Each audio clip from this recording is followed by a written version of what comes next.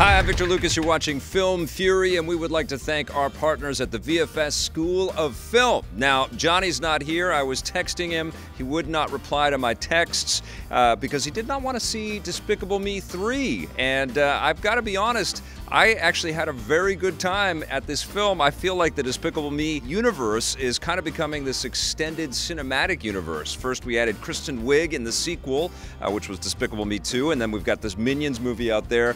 This one is all about expanding the family of Gru. The three little girls that were first introduced are all back this time. But what's new this time is that Gru finds Drew, his twin brother, who was sort of taken away before he even realized that he had a brother. And we kind of get this sort of family reunion type scenario. Kristen Wiig is back again as Lucy, his beloved, and we've got the three little girls sort of on their own sort of mission. One of them is absolutely in love with unicorns, and she's off to hunt a real-life unicorn in this movie.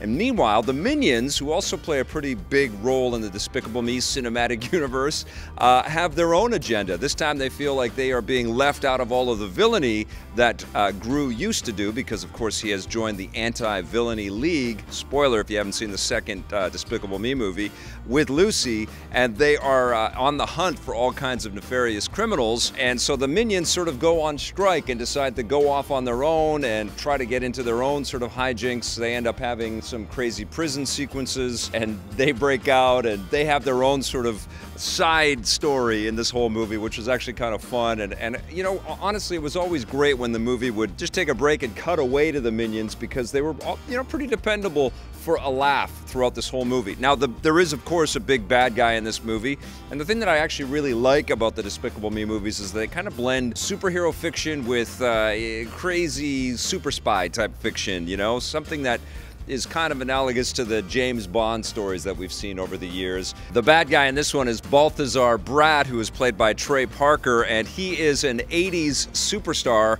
He was a kid star with his own sitcom back in the 80s, and he went crazy when his show got canceled, and he starts to believe that he really is this villainous evildoer that he was portraying in his television show. And he's got all of these huge, larger-than-life scams and schemes that were obviously created with special effects when he was on TV, and now he's trying to create them in real life, and it becomes kind of this foil to Gru and Lucy. He's on the hunt for this diamond, which becomes part of this huge master plan, which ends up being in this huge action sequence at the end of the film, which actually was very enjoyable to watch.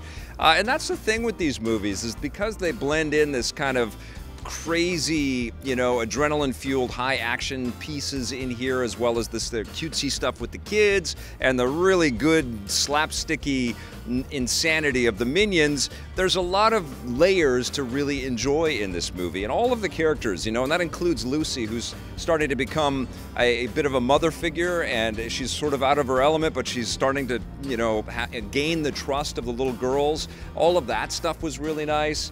The little girls are always charming. They're probably a little less sweet than they first were when they were introduced as, you know, the foil to the villainy of Gru in the very first Despicable Me. I remember them just standing out because they were so damn adorable. They're probably a titch less adorable now that we've started to move along with the progress, and there's not really an arc for them. The sequences between Gru and his brother Drew are actually quite good. Steve Carell is double dipping there. He's playing both characters, and he does a pretty good job at sort of creating variations on a theme. They're obviously discovering what they're similar in and what makes them unique. And I actually like the fact that they have to travel to Drew's homeland, which is this land that is just overrun by pigs and all kinds of crazy foreign customs that that Gru and his family kind of have to comprehend and deal with.